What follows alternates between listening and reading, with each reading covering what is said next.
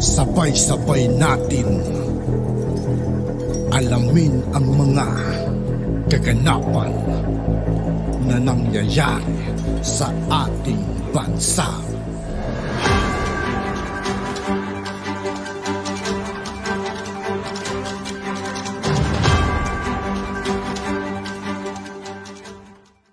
Yo, what's up mga kaibigan? This is I2K po again.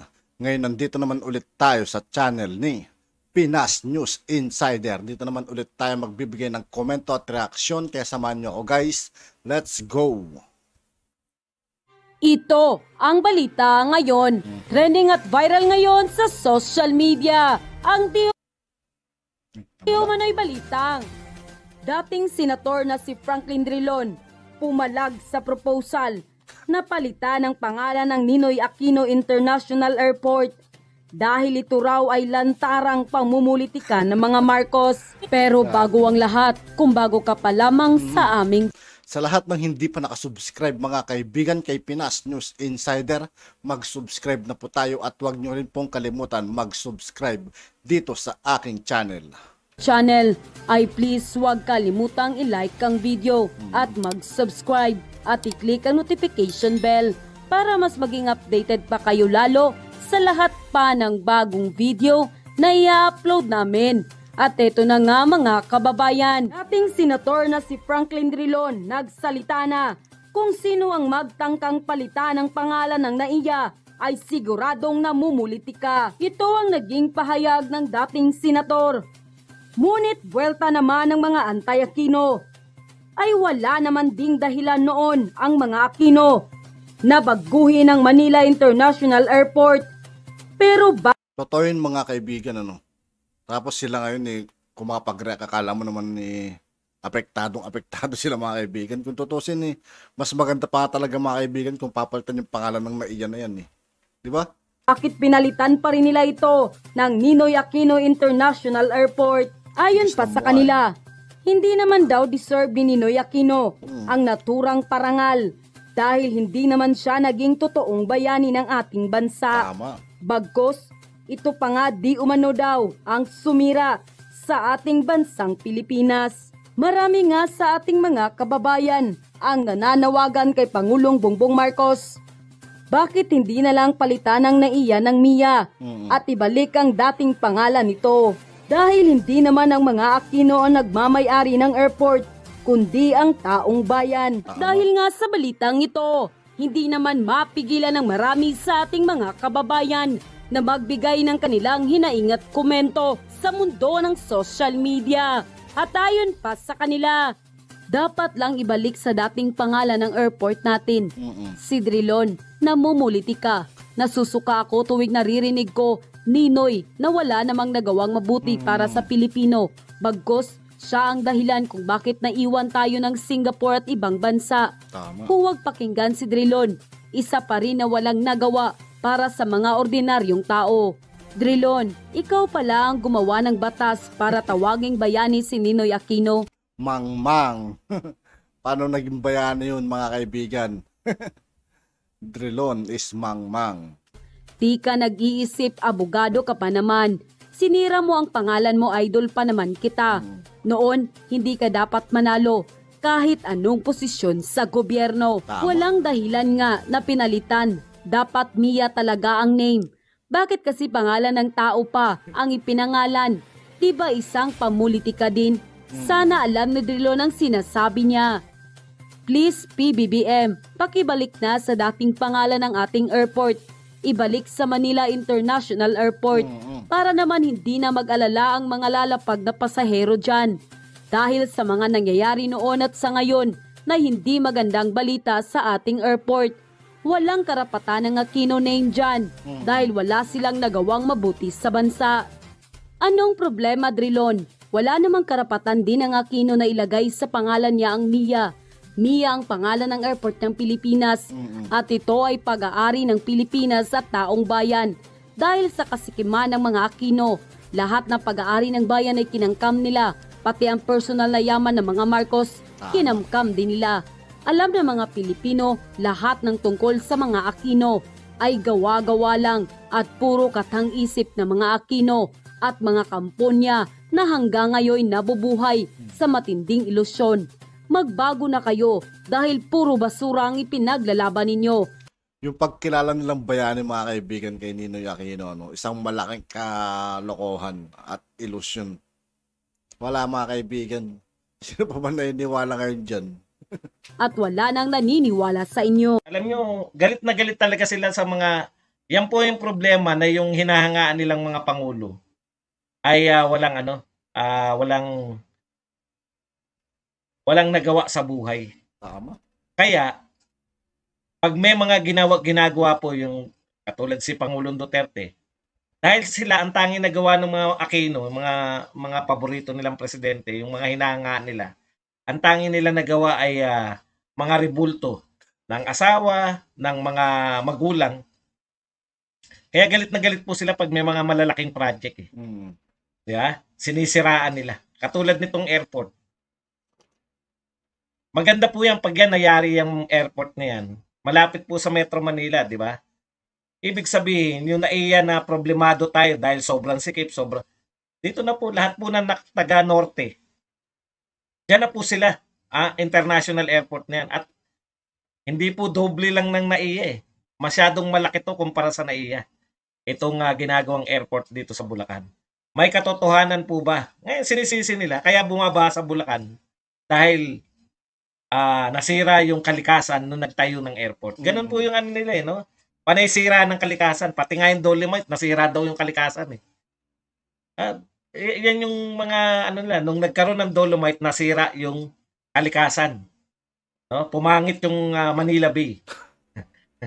Alam nyo, ang hamon ko na lang dito sa mga nagpapakita, patuloy na nagpapakita. Hindi naman namin dinidinay eh. Hindi po ka-deny-deny yan na pag bumagyo, nagkakaroon talaga ng basura dyan sa Dolomite.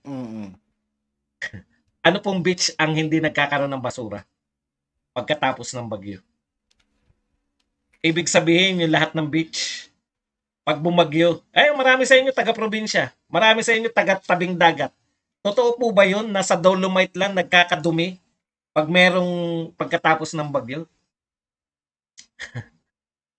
Kaya maling-mali kung hindi nila mapantayan yung mga proyekto, sisiraan na lang po nila.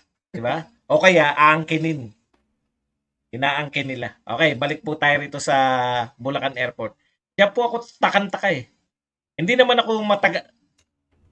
po ako pinanganak sa Bulacan o ano. Pero nung napunta po ako dyan, 1983 kami napunta dyan eh. Kami po yung mga squatter sa Kamaynilaan, particular sa Quezon City, na dinala po dyan sa Bulacan, sa Sapampalay, proyekto po ni Imelda Marcos sa kanyang settlement, human settlement. No? Binigyan kami ng mga lupa dyan. Ng lupa dyan, titirikan namin. Swerte nga yung mga pabahay ngayon. Swerte nga yung mga squatter ngayon na nililipat, may bahay na kami po. Kung anong tinastas namin, na bahay namin, yun din po yung tinayo dun, sa Sapampalay. Buhat po, buhat po nung ako ay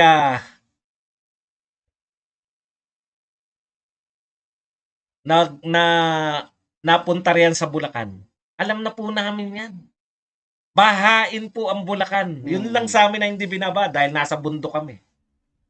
Wala pa pong airport, wala pa po yung sinasabi nyo na Kaya nga, mahirap na lang magsalita rito sa mga hindi taga-Bulacan. May narinig ba kayong umangal ng mga taga-Bulacan? Na nirereklamo nila yung pagtatayo ng airport? Haka-haka nyo. Bakit may second floor? Kahit po walang bagyo, alam po ng mga tao riyan sa may malapit dyan sa Manila Bay, kahit po walang bagyo sa Bulacan, high tide po. Bumabaha po sa Bulacan. High tide lang, walang bagyo. Nag-high tide lang yung Manila Bay. Tamay po ang Bulacan. Kaya po, may second floor para doon po nilalagay yung mga gamit. Inaakyat lang. Ganun lang po ang buhay sa Bulacan. Kung ano-ano na pong, sabi nga ni Kapiling. Kapiling. pati litanya ng climate change nadadamay pa dahil doon sa pagbaha sa Bulacan. Sanay po ang mga tao sa Bulacan na bahain. Meron po mga lugar na bahain, no? Hindi po dahil sa kung ano pa man. Okay. O, yun kasi pag may mga proyektong magaganda, mali sa pananaw nila, dapat walang galawan. Para hindi sila napapahiya. Okay, punta na po tayo rito kay Pangulong Marcos.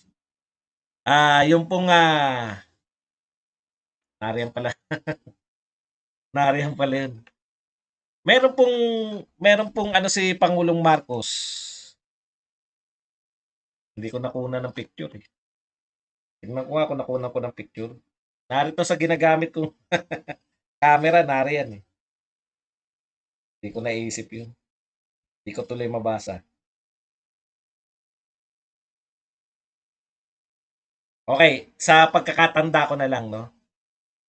Kinakantyawan nila ngayon si Pangulong Marcos dahil ang sabi po ni Pangulong Marcos, mag-i-import tayo ng bigas.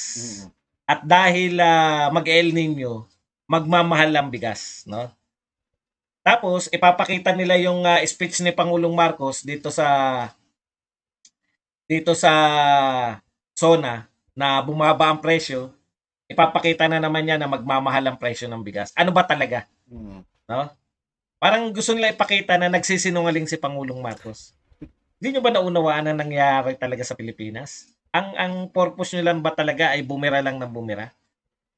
Una, wala pong masama sa pag-import ng bigas. Kumbaga mga kaibigan, nag-aabang lang sila sa mga pagkakamali ng ating mahal na Pangulo. Diyan magagaling yung mga dilawan mga kaibigan. Nakaabang lagi.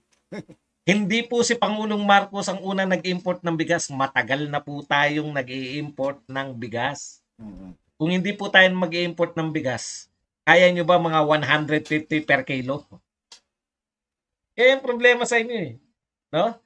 Inaagapan na nga ano yung mga pangyayari. Nakita nyo naman yung nangyari po sa ating mga palayan. 2 magkasunod na bagyo. So, ano pong mangyayari? Wala talagang yung mga naitanim. May bilang na po yun. Dapat aanihin nyo. Kahit hindi pa po anihan. Yung mga naitanim, meron na pong bilang yun na aanihin yan sa ganitong petsa. Kasama na po yun sa mga natunaw sa bagyo. Kaya kinakailangan po natin mag-import. Hindi po napaka-normal po nun ng pag-import ng bigas. Ginagawa nyo lang pong tapos sasabihin na naman lang, tataas ang bigas. Kala ko ba magiging 20 pesos? May bagyo po eh. May El Nino eh. No? Yan yung hindi mo unawaan ng mga tao na to eh. Napakasimple lang naman pong unawain kung uunawain nyo. Pag kinapos mo ang bigas, kinapos mo ang agricultural products, eh kasi nga nakatanim na sa utak nila, kada mag-i-import, may kumikita. Okay. Dapat po mag-import, may kumita man o wala, dahil kung hindi mag-i-import, okay, kumakalat po tong video ni Leni Robredo na siya daw po ay nahasa. No? Ito po ang sinasabi. Nahasa sa criminal law and litigation. No? Nung siya ay nagpaw. Alam nyo sa lahat. At yun nga po mga kaibigan, dito po nagtatapos ang ating reaction video. Muli ako po si I2K ng Sundalo ng Dunggalo at 811. Maraming salamat sa patuloy na pagsuporta. Yeah, peace out.